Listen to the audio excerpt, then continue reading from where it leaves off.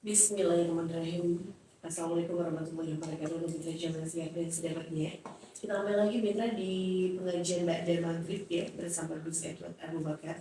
Jadi buat Mitra Jamal Siap bagi Mitra yang ingin bertanya seputar kajian Islam ataupun pembahasan kita di sore hari ini, silakan Mitra bisa kita bergabung di nomor WhatsApp di 08 3 kali 8613. Dan di studio sudah hadir, sudah ada Gus Edward. Assalamualaikum Gus. Waalaikumsalam warahmatullahi wabarakatuh. Tadi sepertinya perjalanan jauh banget ya Gus. Jauh nih. Soalnya datangnya mepet-mepet gitu Gus. Iya. Ternyata udah datang dari tadi. Udah datang dari tadi, terus saya dikurung Waduh. di sebuah tempat yang tidak banyak orang tahu. Jangan sering-sering ke situ Gus. Emang apa tuh? Hah? Emang apa? Nanti kalau sering-sering ke situ ntar diajak gibah. Bisa begitu. Orangnya yang dengerin pasti senyum-senyum. Iya, benar, cengir-cengir gak danta. Baik, ini pembahasan kita apa Gus? Hari ini pembahasan yang berjudul Fadilah atau keutamaan sholawat. Silakan. Assalamualaikum warahmatullahi wabarakatuh. Alhamdulillahi rabbil alamin. Allahumma salli ala Sayyidina Muhammad wa ala ali Sayyidina Muhammad. Rabbi israh li sadri wa yassir li amri wahlul 'uqdatam min lisani yafqahu qawli. Amma ba'du, wa qala Allah ta'ala fil Qur'anil Karim. A'udzu billahi minasy syaithanir rajim. Bismillahirrahmanirrahim. Yarfa'illahu alladhina amanu minkum walladhina utul ilma darajat. Wa qala an-nabiy sallallahu alaihi wasallam, innama bu'istu mu'alliman, sadaqallahul azim wa sadaqa rasulun nabiyul habibul karim, wa nahnu ala dhalika minasyahidina wasyakirina walhamdulillahi rabbil alamin. Yang saya hormati mitra Elgangga di mana saja Anda berada, semoga Allah berikan sehat walafiat, panjang umur, berkah, selamat dunia akhirat. Semoga Allah ijabah segala doanya, harapannya dan cita-citanya, dan semoga Allah segerakan banyak duitnya. Yang saya hormati, di studio ada Ayah Mamih dan Ayah Pandu. Mudah-mudahan beliau dan keluarganya diberikan sehat walafiat, panjang umur, berkah, selamat dunia akhirat, segala doanya, harapannya, cita-citanya Allah ijabah, dan juga pastinya semoga Allah berikan banyak duitnya. Amin. Amin. Mitra Gagah, hari ini pembahasan fadilah atau keutamaan yang melanjutkan daripada hari Jumat kemarin, yang mana sudah kita bahas, yaitu keutamaan atau fadilah daripada bersolawat. Banyak sekali, salah satunya dengan membaca solawat kepada Nabi Muhammad SAW, itu diberikan 10 kebaikan dan menghapus daripada segala dosa dan keburukannya. Hari ini ada 5 yang saya berikan daripada fadilah atau keutamaan sholawat kepada Nabi Muhammad SAW. Yang pertama, dengan bersolawat kepada Nabi Muhammad SAW dikabulkan doanya. Rasulullah SAW bersabda, "Sama'a Rasulullah sallallahu alaihi wasallam rajulan yad'u fi salatihi lam yumajjidillah ta'ala wa lam yusalli 'ala an-nabiy sallallahu alaihi wasallam, faqala Rasulullah sallallahu alaihi wasallam, ajila hadha thumma da'ahu faqala lahu aw li ghairihi idza shalla ahadukum falyabda' bitamahidi rabbih jalla wa azza wa thana'i alaihi thumma yusalli ala nabi sallallahu alaihi wasallam thumma yad'u ba'du bima sya." Apabila salah seorang di antara kita nih membaca salawat kepada Nabi Muhammad sallallahu alaihi wasallam, itu baiknya hendaklah dimulai dengan mengagungkan, memuji daripada Allah Subhanahu wa ta'ala, Allah Azza wa Jalla. Setelah itu, setelah kita memuji daripada Allah Subhanahu wa ta'ala, salah satunya apa? Alhamdulillah. Habis itu kita bersolawat kepada Nabi Muhammad sallallahu alaihi wasallam, barulah kita berdoa. Ini salah satu adab kita berdoa kepada Allah Subhanahu wa ta'ala. salah satu adab untuk berdoa kepada Nabi Muhammad, kepada Allah Subhanahu wa taala, dan segala hajat kita minta kepada Allah, yaitu baiknya diawali dengan istighfar, kita mohon ampun dulu kepada Allah. Habis itu kita memuji Allah Subhanahu wa taala, salah satunya yang pendek alhamdulillah. Boleh yang cari yang panjang alhamdulillah rabbil alamin wa bihi nasta'in ala umurid dunya waddin wassalatu wassalamu ala asrafil anbiya'i wal mursalin dan seterusnya. Habis itu kita membaca selawat, barulah kita berdoa minta kepada Allah Subhanahu wa taala segala kebutuhan dan hajat-hajat kita. Salah satunya hajat kita yang paling terpenting yaitu diberikan sehat walafiat, panjang umur, dan dimudahkan semua segala cara dan perjalanan kita. Yang kedua, dengan membaca sholawat kepada Nabi Muhammad SAW dijanjikan pahala berlipat. Jadi dengan membaca sholawat, pahala kita dilipat gandakan oleh Allah Subhanahu wa taala. Rasulullah SAW bersabda, "An Abdullah bin Amrin radhiyallahu anhuma annahu sami'a Rasulullah sallallahu alaihi wasallam yaqulu man shalla alayya salatan sallallahu alaihi biha asran." Barang siapa yang berselawat kepadaku sekali, kata Nabi Muhammad sallallahu alaihi wasallam, maka Allah akan berselawat untuknya 10 kali. Hadis riwayat Muslim, Abu Dawud, At-Tirmizi, dan An-Nasai. Jadi kita berselawat kepada Nabi Muhammad SAW yaitu sekali. Allah balas 10 kali berselawat dari Allah kepada kita. Apa selawat Allah Subhanahu wa taala? Salah satunya diberikan rahmat, diberikan kemudahan, kelancaran, dan diberikan sehat walafiat dari Allah Subhanahu wa taala. Itu adalah rahmat Allah, kasih sayang Allah Subhanahu wa taala, salawat dari Allah Subhanahu wa taala untuk yang berselawat kepada Nabi Muhammad sallallahu alaihi wasallam. Yang ketiga, dengan berselawat diangkat derajatnya. Jadi kita dengan berselawat diangkat derajat kita oleh Allah Subhanahu wa taala. Nabi Muhammad sallallahu alaihi wasallam bersabda, "Man shalla alayya salatan wahidatan sallallahu alaihi asra salawatin wa khuttat anhu asaru khati'atin wa rafi'at lahu asru darajat." Barang siapa di antara umatmu yang berselawat kepadamu sekali, kata Allah Subhanahu wa taala kepada Nabi Muhammad sallallahu alaihi wasallam, maka Allah menuliskan baginya 10 kebaikan, menghapuskan dari dirinya 10 keburukan, meninggikannya yaitu derajatnya sebanyak 10 derajat, dan mengembalikan kepadanya 10 derajat pula. Jadi luar biasa. Dengan membaca selawat, dengan berselawat kepada Nabi Muhammad SAW, banyak manfaat, banyak balasan dari Allah Subhanahu wa taala.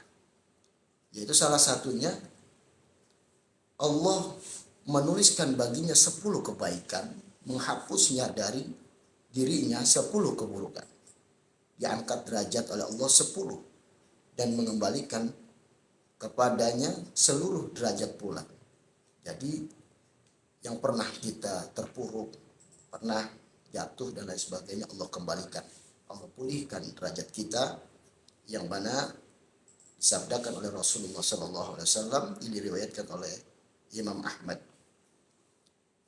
Yang keempat, dengan berselawat kepada Nabi Muhammad SAW dikumpulkan di surga bersama Nabi Muhammad SAW. Jadi kita gampang ketemu Rasulullah. Buat apa hidup ini? Yaitu karena kita cinta kepada Rasulullah SAW. Buat apa kita ibadah? Karena kita ingin berjumpa dengan Rasulullah SAW. Buat apa adanya surga dan neraka? Karena adanya Nabi Muhammad SAW. Dan begitu pun ketika kita mati dan kita dihisab, alhamdulillah Allah izinkan masuk ke dalam surga, tapi tanpa berjumpa dengan Rasulullah maka percuma atau sia-sia.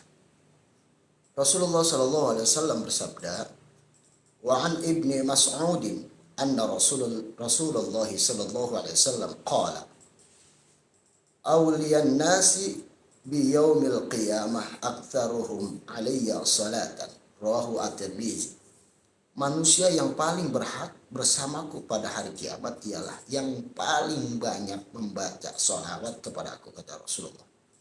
Maka daripada itu kita sebagai umatnya Nabi Muhammad, kita banyak-banyak belajar untuk mempelajari daripada kisahnya. Jadikan Rasulullah sebagai idola kita. Dan kita terus memanggil nama atau asma daripada Rasulullah SAW. Dan juga kita bersolawat kepada Nabi Muhammad SAW. Yang kelima, yang terakhir, dengan bersolawat mendapatkan syafaat Nabi Muhammad SAW. Wa an Abdullah bin Umar radhiyallahu ta'ala anhuma annahu sami'a Rasulullah sallallahu alaihi wasallam yaqul idza sami'tumun nida faqulu mathala ma yaqulu thumma sallu alayya fa innahu man shalla alayya salatan sallallahu alaihi biha asra thumma sallallahu liyal wasilata fa innaha manzilatun fil jannati la tanbaghi illa li'abdin min ibadillah wa arju an akuna ana huwa faman sa'ala liyal wasilata halat lahu syafa'ah. Dari Abdullah bin Umar, beliau berkata mendengar Rasulullah SAW bersabda, jika kalian mendengar azan, maka ucapkanlah seperti yang diucapkan muazzin. Kemudian berselawatlah kepadaku. Sesungguhnya orang yang berselawat kepadaku sekali, maka Allah akan berselawat untuknya 10 kali. Lalu mintalah kepada Allah wasilah untukku, karena wasilah adalah sebuah tempat di surga yang tidak akan dikaruniakan melainkan kepada salah satu hamba Allah. Dan aku berharap bahwa akulah hamba tersebut. Barang siapa memohon untukku wasilah, maka ia akan meraih syafaat. Maka daripada itu mitra, kita terus bersalawat kepada Nabi Muhammad SAW, terus mempelajari kisahnya Nabi Muhammad SAW, agar kita dimudahkan untuk beribadah kepada Allah dan dimudahkan mendapatkan syafaat dari Nabi Muhammad SAW. Demikian, wallahu a'lam bishawab. Ya, buat mitra coba siar dan sedapat kita kembali lagi mitra di pengajian Ba'da Maghrib. Ini masih bersama Gus Edward Abu Bakar ya. Lanjut untuk mitra coba siar yang ingin bertanya, sekali lagi boleh di nomor WhatsApp di 0813 kali 8 yang bisa dibutiknya. Dan ini sudah ada pertanyaan. Datangnya dari Febri Anissa. Assalamualaikum Gus. Waalaikumsalam warahmatullahi wabarakatuh. Ketika nanti kita akan di akhirat nanti kita akan dipertemukan oleh orang tua kita atau tidak Gus? Iya. Jadi kita akan berjumpa dengan orang tua kita, saudara kita berjumpa. Tapi mereka sedang sibuk menguruskan diri mereka masing-masing. Karena apa? Di yaumil akhir nanti itu bagaikan hari kiamat, bahkan lebih. Di hari kiamat itu, ketika datangnya hari kiamat, orang tuh tidak memikirkan anaknya, istrinya, dan lain sebagainya. Tetapi yang dipikirkan bagaimana dirinya diberikan atau mendapatkan keselamatan. Begitupun di yaumil akhir. Maka daripada itu kita masuk sedikit dengan pembahasan tadi ini, yaitu bersolawat manfaatnya adalah mendapatkan syafaat atau pertolongan dari Nabi Muhammad. Ketika ada kaum atau umatnya, para nabi yang lain, minta tolong kepada Rasul mereka, Nabi mereka, tapi Nabi mereka dan Rasul mereka berkata, aku tidak bisa menolong, maka minta tolonglah kepada Nabi Muhammad SAW. Jadi hanya satu yang bisa menolong umatnya, atau bahasa kasarnya ini kan lagi pilpres nih. Presiden yang bisa nolong rakyatnya cuma satu, yaitu Nabi Muhammad SAW. Walaupun rakyatnya itu atau umatnya itu tidak pernah ketemu dengan Rasulullah atau tidak bahasanya tidak hidup bersama. Tapi Rasulullah diberikan keistimewaan dari Allah Subhanahu wa taala. Beliau itu dapat mengenal, dapat tahu mana saja, siapa saja umatnya. Yaitu maka diberikan syafaat dari Nabi Muhammad SAW. Nabi Muhammad tadi mengatakan dalam sabdanya, banyaklah bersolawat, nanti akan diberikan syafaat. Nah, kita akan berjumpa dengan orang tua kita, kita lihat, cuman kita nggak peduli. Nabi Muhammad tadi mengatakan dalam sabdanya, banyaklah bersolawat, nanti akan diberikan syafaat. Nah, kita akan berjumpa dengan orang tua kita, kita lihat, cuman kita nggak peduli. Orang tua kita juga melihat, tapi nggak pernah peduli. Tapi bagaimana ketika nanti Allah izinkan kita masuk ke dalam surganya Allah Subhanahu Wa Taala, kita bisa berjumpa, bisa ketemu dengan orang tua kita, bahkan tidak usah orang tua, kita punya CS, tapi insya Allah diizinkan masuk ke dalam surganya Allah bersama-sama. Itu bisa ketemu. Tapi dalam surga, kita masing-masing menikmati daripada kenikmatan yang Allah berikan kepada kita. Jadi intinya bisa berjumpa, tapi mereka dan kita sibuk masing-masing karena memikirkan bagaimana diri kita diberikan atau mendapatkan keselamatan atau pertolongan dari Allah Subhanahu Wa Taala. Dan hanya satu yang bisa menolong daripada umatnya, yaitu Rasulullah Shallallahu Alaihi Wasallam. Begitu. Ya. Baik, selanjutnya datangnya dari Ahmad di Tambun. Assalamualaikum Gus. Waalaikumsalam warahmatullahi wabarakatuh. Ini mau bertanya Gus, semasa hidupnya tuh sering berzikir, tapi dia sholatnya jarang-jarang. Nah itu bagaimana Gus? Sementara sholat itu kan wajib, gimana Gus? Baik. Jadi ibadah itu banyak. Salah satunya sholat, zikir, sedekah dan lain sebagainya. Ya. Berarti ketika dia zikir tapi dia tidak sholat, berarti amalan zikir aja lah yang diterima oleh Allah Subhanahu Wa Taala. Lalu dia tidak sholat, itu adalah perkara dia kepada Allah Subhanahu Wa Taala. Ketika dia tidak sholat, maka amal sholatnya tidak diterima karena nggak ada. Tapi kalau dia berzikir, walaupun dia hanya zikir dan tidak sholat, maka amal zikirnya diterima. Dan nyatanya bagaimana apabila ada pendapat begini terus matinya dia konyol loh? Enggak.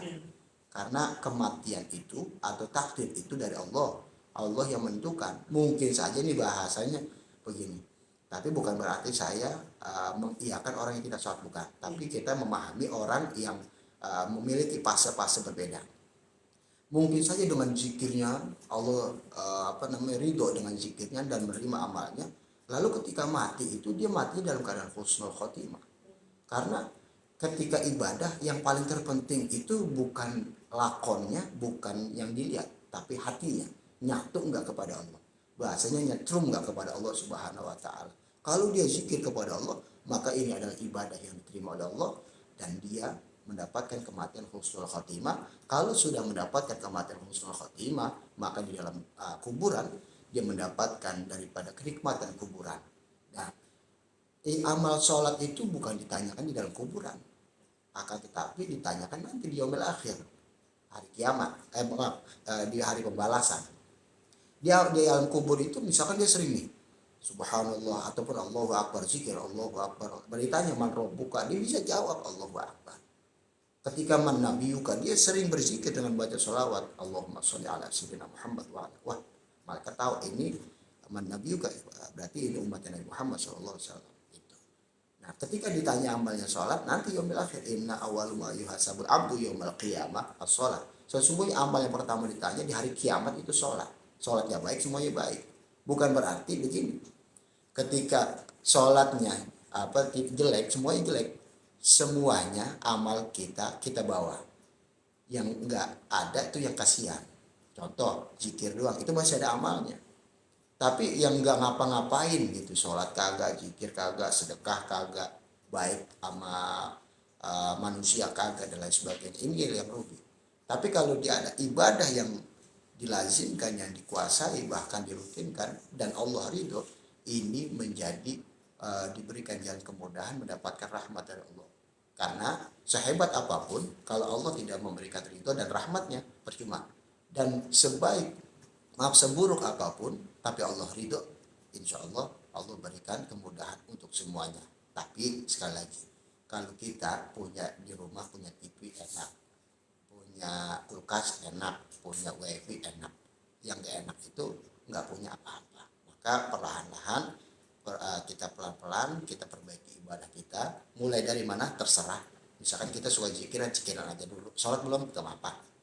Lebih baik seperti itu daripada kita yang lebih baik menyalah-nyalahkan orang yang belum mulai, bukan belum baik, tapi belum mulai kepada Allah Subhanahu Wa Taala. Begitu. Baik, selanjutnya ini datangnya dari Nenek Rido di Pulau Gede. Assalamualaikum Gus. Waalaikumsalam warahmatullahi wabarakatuh. Apakah kalau kita ke makam, makam kali ya? Kalau kita ke makam harus baca sholawat Gus. Baik.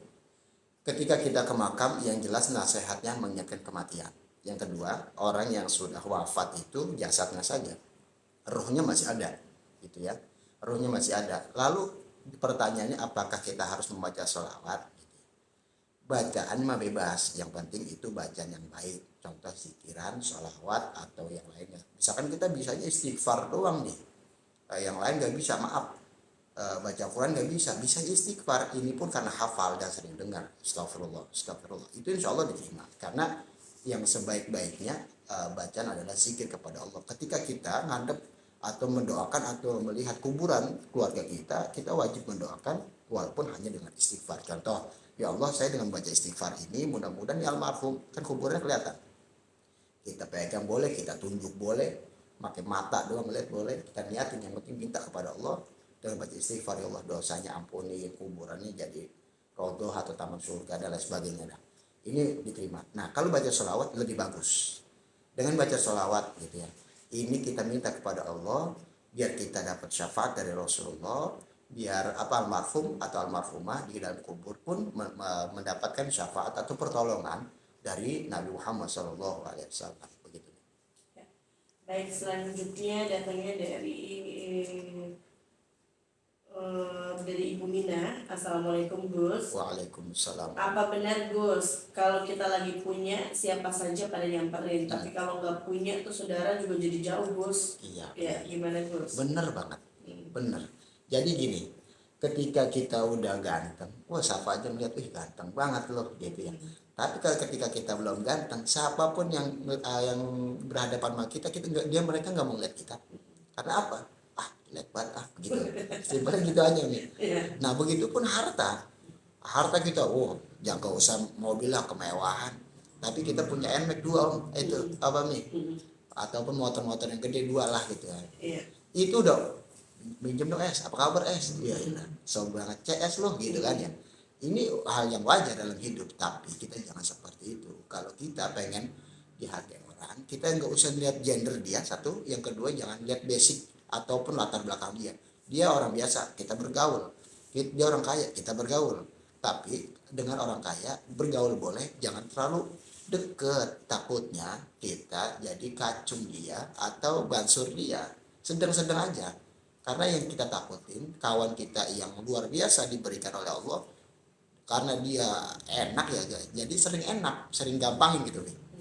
Lu beli rokok nih, lu beli ini nih, gitu kan ya. Jadi gampang banget gitu.